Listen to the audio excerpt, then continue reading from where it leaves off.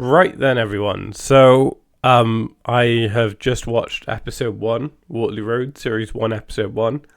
In typical British television style, especially dramas like this, there isn't actually episode titles. Well, they kind of are in Scotland for a bit, but not at the moment. So just series one, episode one.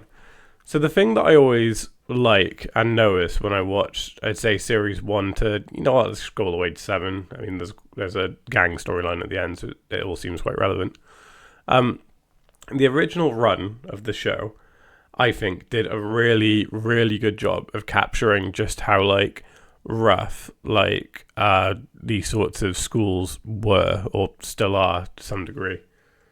When I was growing up in the noughties when this first aired, so 2006. So I would have been 9 when this came out, so still in primary school. I went to a comprehensive for about 2 or 3 months. I won't name it, but it was rough, like Waterloo Road rough. And then my parents were like, no, you're not going here, so we sorted something else out. But I've, however brief, had experience of sitting in a classroom similar to Waterloo Road, and I really like the first series because of how rough and turbulent it is. Like, the kids aren't in uniform, they're just wearing whatever. As we saw at the end of the episode, Andrew and Jack had to leave the wedding because a group of teens trashed the drama department, and Jack's just at his wit's end. It's really good. I think the opening hook to the series being Brian Vasey, who is just on the roof, just having a full-on breakdown, just crying, throwing stuff off the roof. He's just like, I can't cope. And then, obviously Jack takes over. I think to really sell the series and the sort of dysfunction and roughness of Waterloo Road at the beginning, that was such a good sort of cold open to have for the show. It tells you everything you need to know about Waterloo Road. Right, it's like, this is the kind of series we're getting. These are the problems, and then we go from there. And despite there being good teachers that care, also Grantley's there, we see, all of this unfold. So, I quite like the kind of juxtaposition of having Andrew come on board. So, Andrew Treneman trained and worked at a fancy school, a fee-paying school, a private school. Couldn't think of the word then. So for him to leave the private sector and come to a comprehensive like Waterloo Road would have been a bit jarring for everyone, because he's used to kids who want to learn, are looking to engage and stuff, to the likes of Dante Charles and Lewis Seddon and Janice Bryan and stuff. It's a bit of a change up for him. But him and Jack together are very chalk and cheese. I do think they have good chemistry, and I do think that when they cooperate and work together, they're one hell of a duo. But it's at the beginning. I really like the introduction. I think that, at that pub where Jack's flirting with the barmaid and he offers Andrew the job, we know Jack. We know Jack does care. There's just a grittiness, there's an edge, and that's kind of present. Whereas Andrew's oh, well, what schemes have you got put in and stuff? And it's with Waterloo Road, we want to get them through. That's sort of the best they can hope for at this point. And it's a good kind of balance, or whatever you want to call it. It's a good meet cute, a good first meeting between this soon to be very iconic Waterloo Road pairing. And yeah, from there we quickly see Andrew's kind of sort of his role really come through, his kind of sense of justice and just how much of a stickler he can be.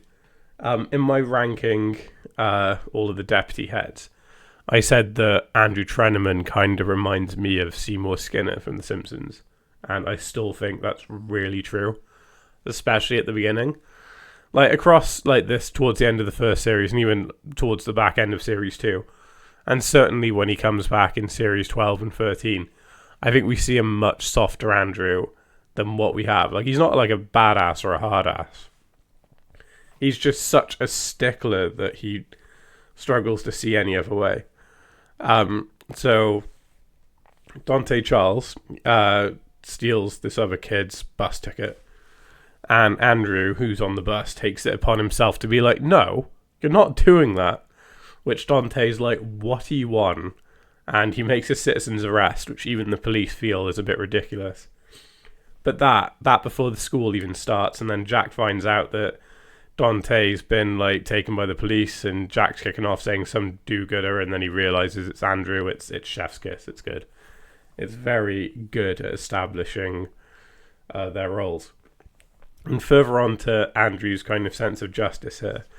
One of my favourite scenes from the first series, and quite frankly the whole show, is when Dante's dad gets annoyed at the treatment that Andrew gives Dante, even though I don't really feel like Andrew did anything wrong. He's a bit pompous and a bit of an asshole, but I don't really think that like he's particularly in the wrong. He's just trying to teach. And it's Dante calls his dad, and the dad overhears him be like, give me back your phone, it's confiscated, you can have it back on Friday, blah, blah, blah. And immediately is like, right, I'm not having this. My son is not being spoken to like that. And then Clarence like shoves into the classroom and like challenges him. And then Andrew doesn't back down. It's the arrogant way that Andrew's like, this children is a fuck. And then he punches him. And then Dante's like, yeah, get him, Dad, encouraging the fight, which Jack then had to break up. And what makes the scene even more perfect is when the same police arrive, they give Andrew shit. He was like, oh, it's you again. And then they turn and they're like, oh, Clarence, what have you done now? Like, Clarence is always getting into trouble. It's a very, very fun scene. In terms of the other characters, I don't really sorry, I've got a bit of a blocked nose.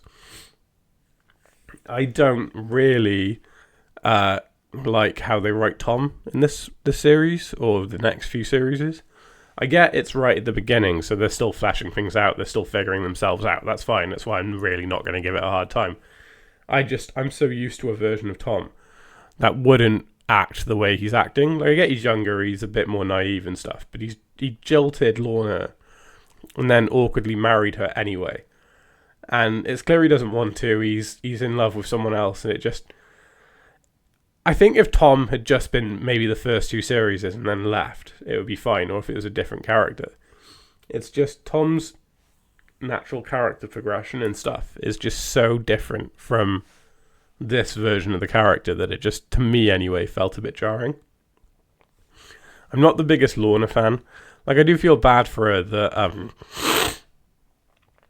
I'm not the biggest Lorna fan. Like, I do feel bad for her about, like, what's happened. But equally, like, I just think she's a bit crazy, especially later on.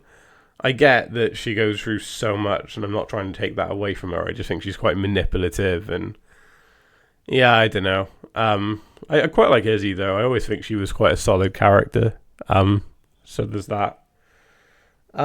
In terms of the overall structure, this episode feels weird.